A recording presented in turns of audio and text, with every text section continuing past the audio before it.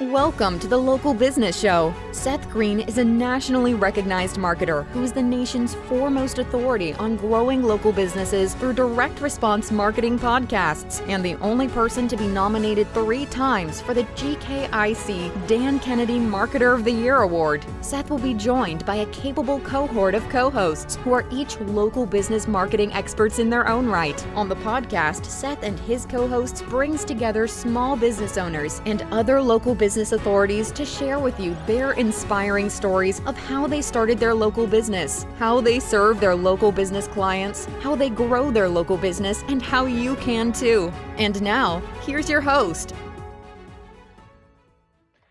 Hi everyone, this is Chris Richmond with Umbrella Local. I'm here today with Biz Davis.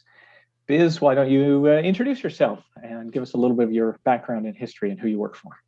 Well, I work for a company called Abacus out of Toronto. We are a creative and a digital agency that aims to kind of bridge that gap between the old world of advertising and the new world of always on mobile 24/7 connectivity that's out there in the world. I work specifically in the marketing side of things inside the agency. So I do work with clients. I also work on the agency side promoting our services and kind of letting people know what we do beyond just making, as we say, banger videos for mobile and things like that. Great. Now, obviously, there's a lot of different ways that you can work as a consultant with a company to help guide them and educate them, and it's all part of becoming a trusted partner with them. Would you say that your company Abacus has a process and approach for that, or is it something that you take and you grow with each customer on an individual one-on-one basis? We absolutely have a framework, but each customer is individual. First and foremost, we don't call them customers, we call them partners, because we're aiming to build a continuing relationship. We're not aiming to create a campaign that's buzzy and then we move on to the next client. What we want to create is what's called a growth engine.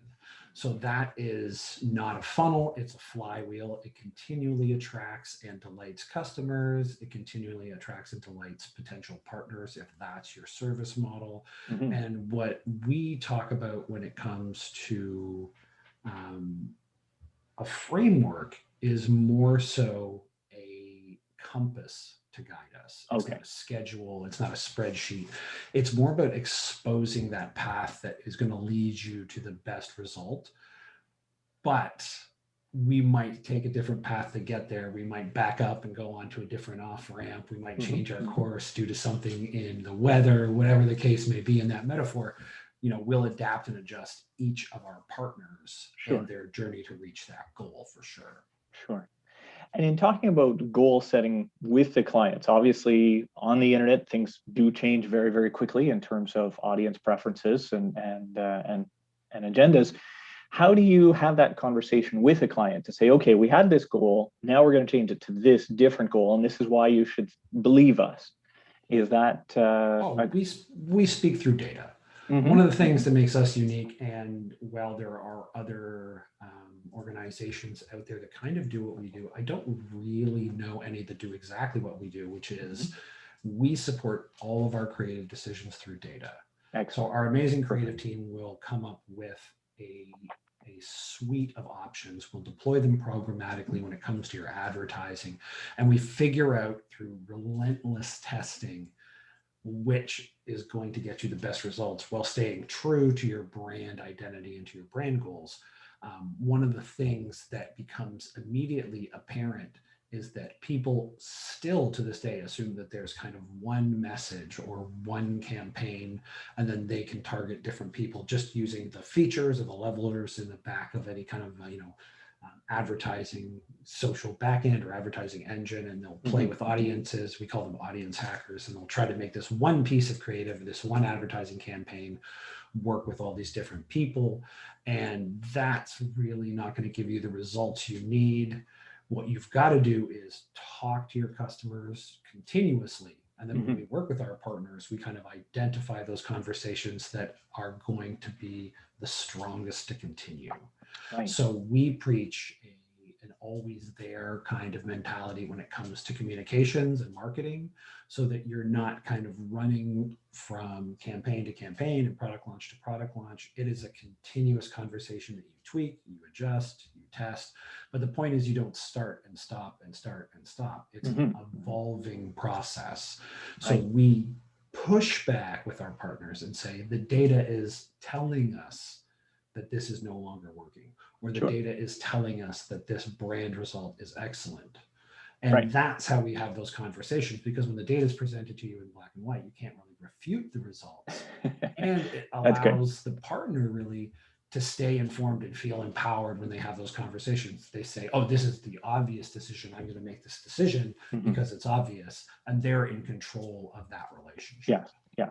I'm sure that helps reduce the conflict, so to speak, where you've got someone with one gut feel and someone else with another gut feel, and then it becomes a conflict.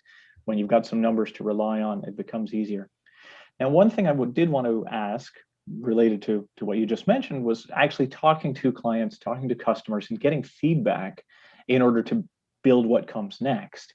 How do you go about doing that? How do you attract people and say, okay, this is going to take some time. We're going to get feedback. We're going to get feedback again, and then summarize those answers. So do you attract people online? Do you talk to existing customers? Do you promote surveys? How do you go about that customer feedback part of the loop?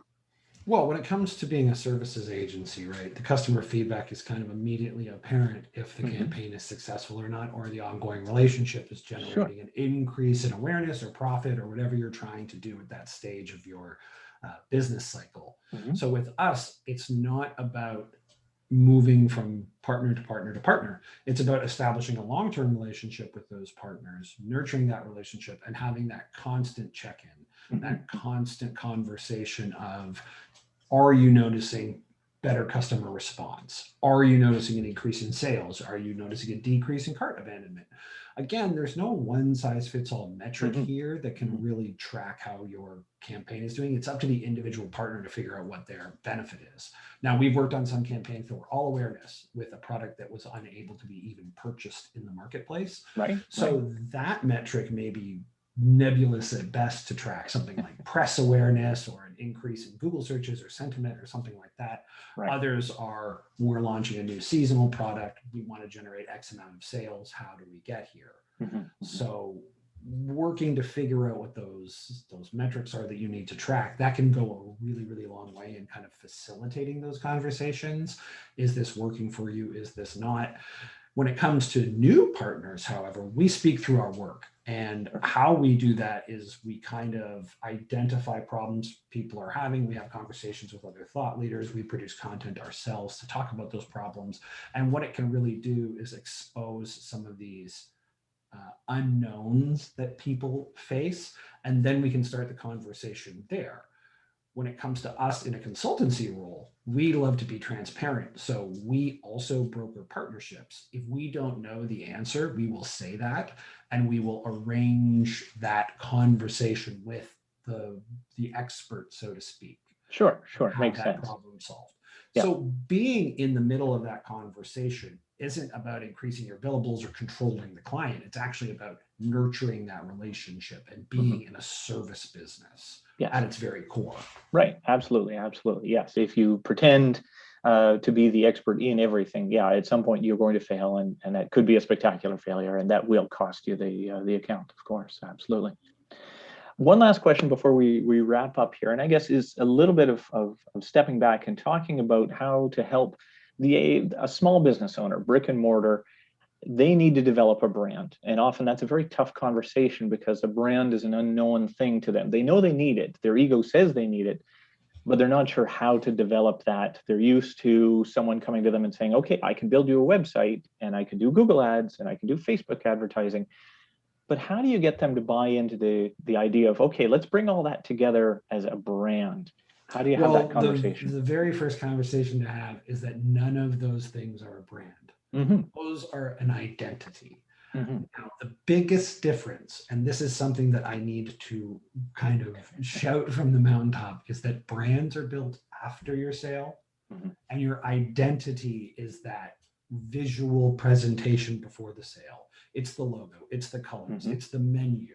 How many items are on your menu? What are you featuring at the top? It's the storefront. What's in the window? What's on the door? Those things are your identity. And that's what brings people into your storefront if we're talking about brick and mortar.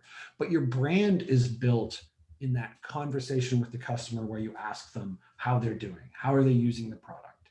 It's in your follow up. It's in your um, pricing, it's in your suppliers, it's in how you present your sales, it's in all those things.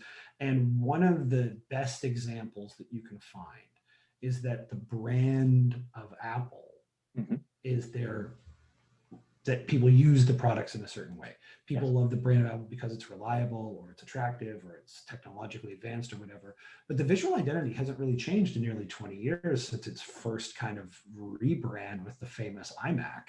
It's a constant conversation they're having when it comes to their identity. But the brand is built by people's satisfaction with the product. So for a local business, yeah. think about, and this is the easiest way to explain it. If you think about your local pizza shop or your local deli or coffee shop, do you like them because their logo is clever? Do you like them because the colors are nice?